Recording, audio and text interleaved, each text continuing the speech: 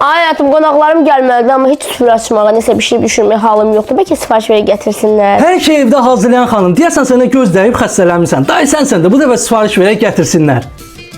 Həyatım, sifarişlərimiz gəldi. Çöldə niyə dayanmısan? Soyuqdur. Gedək hazırlıq görək. İnanın səmiyyətimə hər kəs kimi biz də bu aralar yaman naxoşlamışıq deyə insanda hal olma nəsə hazırlamağa. Ona görə də bu dəfə sifariş verməli olduq. Sifarişlərimizə bunlar daxildir: yarpaq dolması, ətli toyuqlu blinçiklər, badam bura, italyan kuki, mimoza və ananas salatı. Vaxtım az olduğu üçün ilk öncə dolmaları qaba yığıb qızdırdım. Daha sonra havalı görünsün deyə şirniyyatları fırlanan tort halqasına düzdüm. Ardınca isə hazır blinçikləri qızardıb digərlərlə birlikdə süfrəyə servis etməyə başladım. Süfrəmiz tamamlandıqdan sonra qonaqlarımız gəldi. Görüşüb süfrəyə əyləşdik. Kamera düşmək istəmədikləri üçün israr edib çəkmədik. Ac olduğumuz halda bismillah edib yeməyə başladıq. Arada biraz söhbət elədik. Yeməklər və şirniyyatların dadı isə həqiqətən çox əla idi. Ən çox bəyəndiyimiz dolma və salat oldu. Sonra sağollaşıb qonaqlarımızı yola saldıq və birlikdə köməkləşərək süfrəmizi toparladıq.